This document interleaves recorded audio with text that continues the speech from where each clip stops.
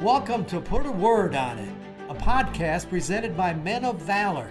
In each episode, we're going to talk with a different man, but each one with a unique journey from brokenness to freedom. I'm your host, Rudy Kalis. I spent over 40 years as a TV sportscaster, then retired and joined the Men of Valor program as a volunteer, so join the conversation. Reconciling men to God, their families, and society.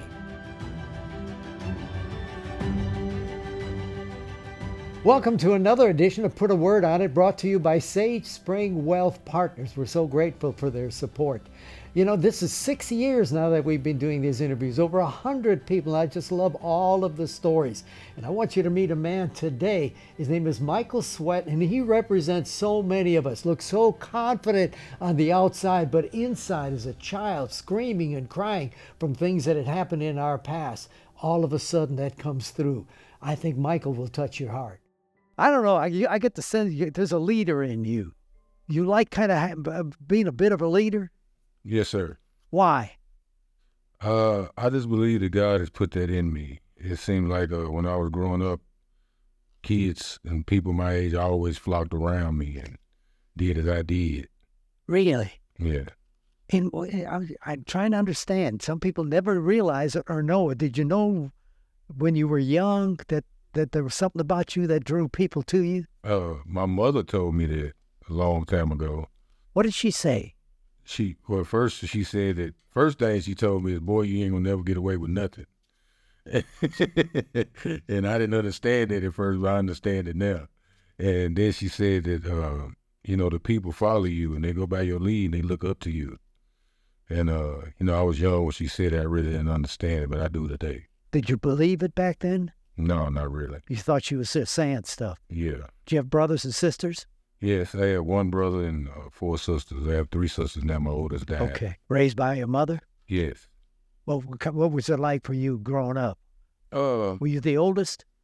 No, I'm the youngest out of 6. Ooh. My brother's 9 years apart from me, so I pretty much grew up by myself. Okay. What was it like?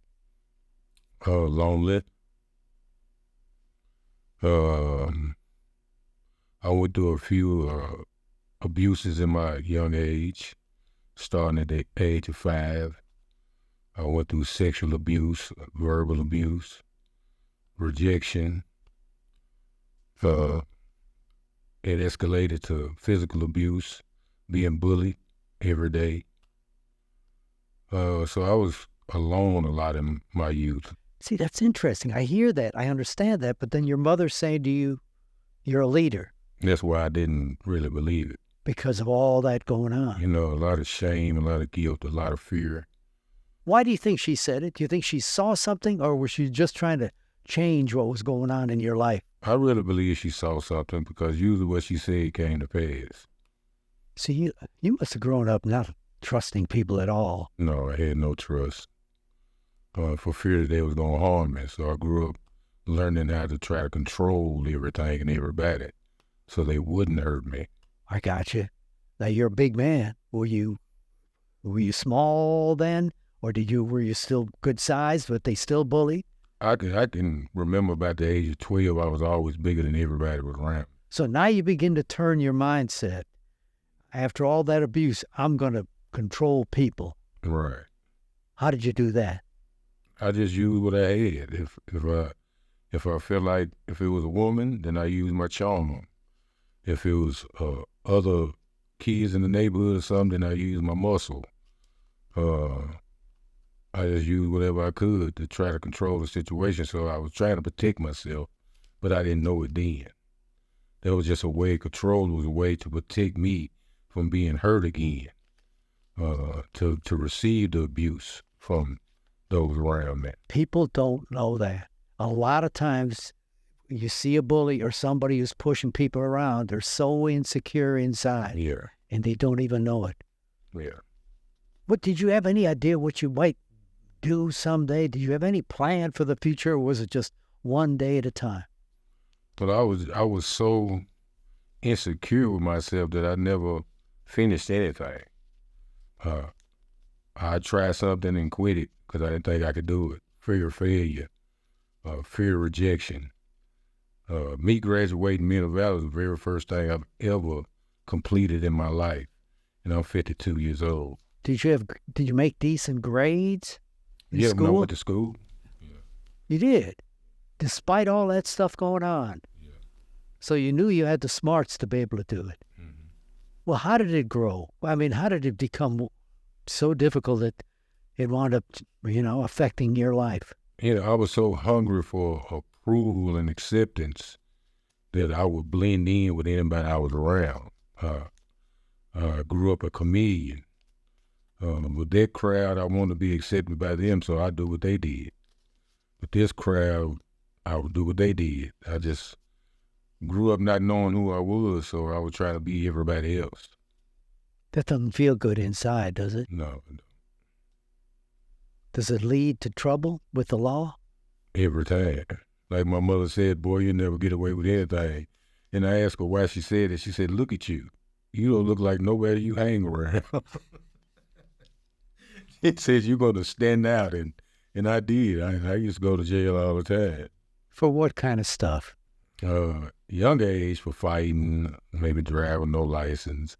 Then when I got older, I started selling drugs. Then I started using drugs, so I started going to the penitentiary for robbing and stealing, theft. Same thing, same cycle over and over again. When I started using drugs, it just took a whole nother spin. Now you do just about anything to get out. Mm-hmm. Way back growing up, did you go to church? Yeah, I did. So you were there, you heard it, you felt it, you saw it? Yeah. Didn't affect you? Yes, I went to the altar when I was 8 years old and got baptized, but I went because my cousins went down there, so I went with them. Following them. One more time. It's amazing, though, that my mother said you'll be a leader, but I was too busy following to even understand what she was saying. You think about Moses. God said the same thing to him. I want you to lead. And he said, I can't talk. Mm-hmm. I'm not good enough. Well, take your brother. Yeah. He'll speak for you. When did when'd your life change? I want to say my life changed for the better in 2023 when I got out, January 31st. I got saved in 2000. I came to Christ then in year 2000. God really came into my heart and changed my life, changed my heart. Were you incarcerated then? Yes, I was incarcerated. So were you all the way up to 23? No. I got out in 2002. I was involved with Men of Valor then with Carl Carson. Yeah. Carl Carson was like a father to me that I never had.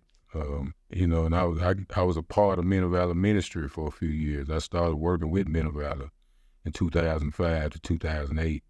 But I was so still, the strongholds of insecurity and shame and anxiety was just so strong in me, and I had no clue. I had no clue that those things were dictating all my choices and all my attitudes, and he ended up dictating my actions again, and I went back to prison in 2009. Were you ashamed of yourself? Was I ashamed of myself there? For going back into prison after all that it... Shame lived with me for a long time. For a long time. So shame was just part of me. Well, you got out 23. You have gone through the whole year here. How do you know it's going to stick this time? Because I've learned me. See, the scripture says that Jesus said, love your neighbor as you love yourself. Well, I've learned that if I don't know who I am and love me, then I can never love anybody else and not care anything about them or their stuff or their well-being. And if I don't love myself, then I'm going to kill myself. I'm going to treat myself bad. And that's what I did for years. So I've learned to love me. And that only happened when I allowed Jesus to come in and start healing all those wounds of my childhood, my abuses, started to heal those wounds in my heart and mind. Oh, I love hearing that. Woo, that's good stuff. You got to care and understand yourself. Yeah. And so that he can work for you from the inside out. Yeah. Ooh, our programs, put a word on it. Have you got a word for me? Yes, I do. Ecclesiastes 7:8. It says that the ending of a thing is better than the beginning, and the patient in spirit is better than the proud in spirit. I say that because during this last 15 years, when I went back to prison, I went to prison 2 more times, for 2 more sentences. But every now and then when I'm sitting there wallowing in my shame, my guilt, my bitterness, and my anger, the Lord would speak that to me, said, this is not the end, because it's not better than the beginning. I'm not done with you yet. And I just held on to that. And today I can see that today I'm much better than I've ever been in my life. I'm not saying this is the end. It can't do anything but get better from here on out. And I just thank God that he just spoke to me and said, it's not over until I say it's over. I love that verse, but help me, because it's kind of interesting to bring it down. Give me one word that kind of makes you think about that. Better. Better. Yeah. That you're better. Yeah. I like that. I don't think we've had that word. You are better. You are a leader. And you're going to be showing that. God bless you, Michael. Thank you, Rudy. I love the word better. I mean, that's what he's gotten, better and better, Michael. And in fact, he's going to be in leadership over in Knoxville at our campus there, going there very shortly. And you'll be able to hear him in person. Join us on Wednesday, April the 3rd at the Music City Center, because he's going to be one of the wonderful speakers that we've got there that you'll just enjoy that day. Just go to our website at Men of Valor and you can sign up right there. I hope we can see you there. I think you'll love it. He'll make quite an impression.